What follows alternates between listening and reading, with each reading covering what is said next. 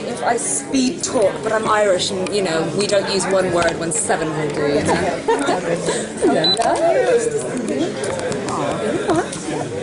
Her brother just got jealous. My brother is the biggest fan of hers. Really? He has the biggest cute little 14-year-old crush. Oh, what's his name? His name is Mike. I was going to try to get you a sign this after we're done. Okay, cool. Have you got a camera? Oh, I got a camera do. you? I could. Or is it recorded? Yes. Mike, you're the best big sister in the world. Well, now we all know Morgana is a sweetie. So how's she not going to be a sweetie on the show? Because they don't write her that way, because bad girls are far more fun than good girls, in my opinion. I think for Morgana, the most important thing, I'm just going to dive right in, sorry, is the time that she has spent off camera almost. You know, there's 3 years in the difference, and in those years you discover that her worst fears have been realised. She's been persecuted for being magical, and directly you discover she's been in an oubliette for 2 years. She's been imprisoned, probably tortured by a character who you'll see later on in the season. And for her, when she gets out, it's no longer just about being accepted for being magical, which is what she was in season 4. It's now about revenge. She wants to make everybody pay for what has happened to her, and it's a much darker driving force for her. She doesn't just want to throw back. She wants everybody to feel what she's felt, and it means that she's very alone in season 5. Even though, which is nice for me as an actor, I get to interact with the cast much more. So season 4 you didn't really see me with any of the other ones, but they, in the magical Merlin world, have figured it out in very interesting ways, which you'll realise that I get to go to Camelot and I get to interact with them. So I have scenes, I feel involved. Yeah. I get to play with the knights. Just great fun. Darling new version of. Now, is her hatred or whatever, her anger, going to be just focused on what has happened to her, or what about also the turnaround of roles and things like that? I mean, now Gwen has become queen. Now, you know, I think you remember from season 4 that she had a real issue with Gwen becoming queen, because for her that's her role. She believes that that is her birthright, and you know, I mean, in all fairness, it is. She is Uther's daughter. She's the eldest child. She should be the ruler. Aside from the fact that she would be a better ruler than Martha. She does have difficulties with it, but for Morgana, she has got an overall goal, and she is willing to do whatever it takes to get her end goal. And whether that means being nice to one person, forming alliances with another, doing underhand dirty things, but all the time you have to remember with Morgana, her goal is revenge, and that's what she's thinking. She's thinking about herself and about people like her. She wants everything to be alright for anybody who's magical, but she is so angry and so hurt and so damaged by what's happened to her that that's where she's at. Colin's very funny, by the way. I'm not. I all wish you were on that table right now, trust me. But will we see then, since she is so full of this anger and this resentment, is she going to be bringing in new allies, since obviously Agravain is not around anymore?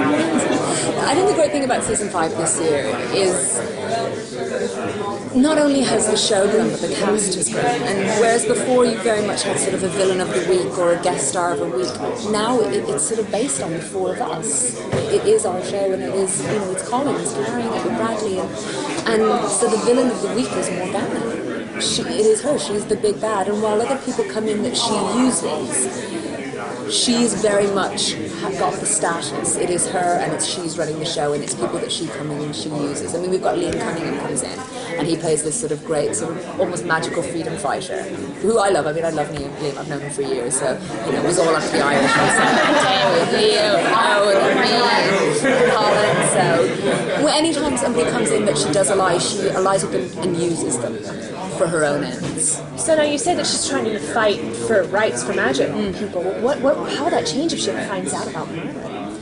This is it. You know, I think if she finds out about Merlin, and I'm hoping at some point she does, because somebody has to find out. Oh God, somebody has to find out. I think that's possibly going to either send her even further over the edge to find out this person was the same as her the whole time and never helped her, never ever lifted a finger to show her support and let her spiral down, and that all these things happened to her. Well, he's fine living in the kingdom, you know, so it'll either go that way, or it'll make her realise everything that she's done, that this person has magic and this person was able to live a good life. and she didn't. So it's one or another. We haven't got that far in the stories, so I'm supposing what could happen in either way. Personally, I want to see Morgana feel guilt for what she's done. I want her redeemed. I want her to understand how far she's come from where she started and what that's done to the people around her, who I think she does love. Somewhat she does, she just can't deal with it anymore. And I want her to rediscover all those and rediscover all those relationships, because I think it would be an amazing point in the story for her to see it on her face of what she's done. You know. So Morgan's back this year, and obviously we know the close relationship she had with him when Asa was still around. What are we going to see of the two of them? Straight off, you can't tell the story about Morgana without Mordred. It's just impossible. The two of them are interlinked, and from the very first episode, you see that again, and you see that in a way, Mordred was the person as a child that made her accept who she was, and when he comes back, it affects her like no one else could. You couldn't bring anyone else into the story that would affect her like seeing Mordred again. And straight off from the first episode, you will see how that relationship is molding the new Morgana. Yeah. Well, you were Okay. Go do your story. Sorry. You had mentioned earlier about the change for the show between being standalone episodes and now multi-story. How does that affect you as an actor? In a way, it actually makes it easier as an actor because you're following one thread. It's a very definite story. I mean, season 4 and season 5 to me feels like one big story, one big season, whereas 1, 2, and 3 are very much standalone. And I think that's because we knew we'd been commissioned at the same time for 4 and 5, so we were able to tell one big story. As an actor, it's a much more confident feeling because you can follow that one story and you know where you are from A to B to C.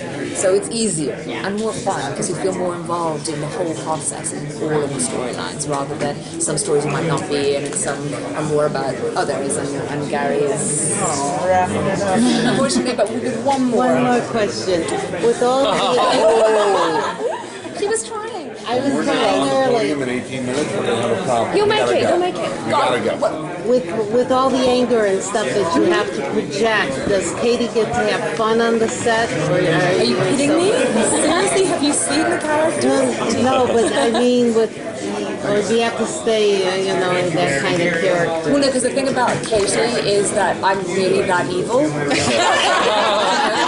This is the acting right now. Thank you. Bye, guys.